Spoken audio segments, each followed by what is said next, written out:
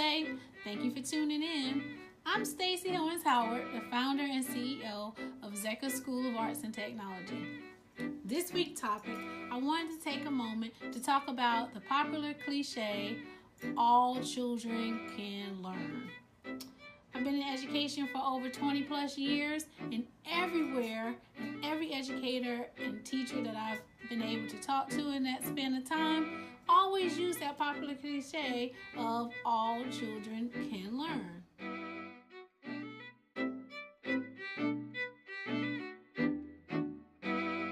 That's what we're supposed to believe as educators, right? We're supposed to lean on that belief that all the kids that we reach and teach in life can learn. But what happens when that doesn't happen? What happened to those unmotivated kids or kids who don't meet their academic growth for the year? What happens to those children who have exceptional needs and they're not meeting their goals? Are they not learning? So let's take a moment and talk about that today. I know for my son, when he was on his educational journey, and for those of you who know my story, he struggled with ADHD and some other things. And he often appeared in classrooms like an unmotivated student who didn't want to be in class and didn't want to do work. But in fact, he was a complete opposite. He was very smart and could do the majority of the work that was given to him. But he always came across educators who believed all children can learn, but missed their connection to how do you take an unmotivated student and inspire them to be motivated to learn. Oftentimes, when teachers miss that connection, what you'll see happening is you'll hear them blame that, the child is not learning because of the parent, or the child is not learning because they don't want to learn. And that is the furthest from the truth. No kid comes to school and take the time to get out of bed, get dressed, shows up in your classroom and say, I came not to learn today. That's just not how that happens. I mean, that's a little crazy. If they didn't want to learn, they could just stay home and do nothing. So, I'm not blaming teachers. Let me make that clear, because it's definitely my core belief that educating children is a triangular effect. It takes responsibility from the student, from the teacher, and from the parent. So it takes everybody to make this happen. So for today's Teachable Tuesday, I'm going to share 3 tips. 3 tips to make sure that your school is demonstrating the meaning of all children can learn. So tip number 1, determine as a school what is meant by the term all children can learn. First, we have to define it as a school unit. We all have to be on the same page, because that cliche means something different to everybody. So as a school unit, we got to come together, got to talk about it, and we have to determine, what does that mean for us as a school? Does that mean that all kids are going to learn the same goals at the same rate at the same time?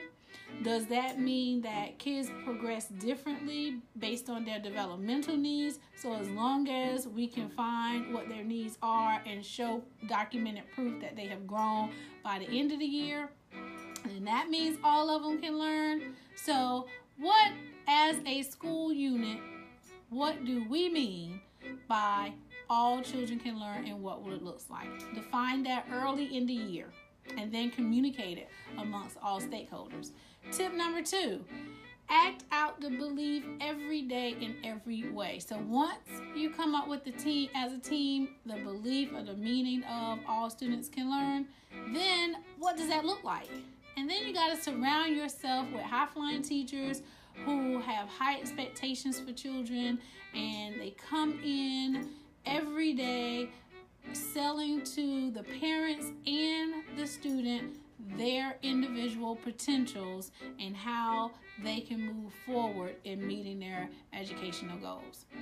Tip number 3, honor achievement in all forms. So when we have awards day and when we're recognizing students for their growth, academic growth, make sure we don't just stick to the core subjects of the science and the math and the reading, and make sure we don't just recognize our high flyers and our high achievers, because if we're just recognizing the high flyers, then we're not sending that message that all children can learn.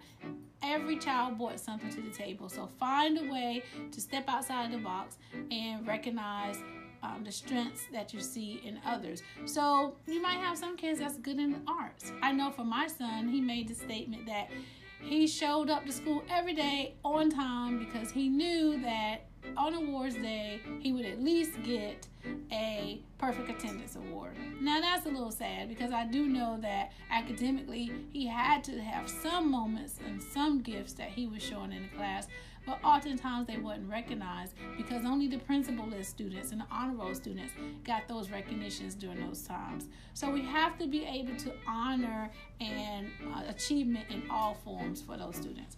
So those 3 tips for making sure your school is demonstrating all children can learn: define it as a team, and then act it out, and then celebrate it. So to learn more, check out chapter 1 in my book, Ground Zero to Building an Empire, A Founder's Journey to Opening a Charter School. And if this video has added any value to your life, be sure to subscribe to my page below. Leave a comment with some questions or topic ideas that you would like for me to discuss in future videos.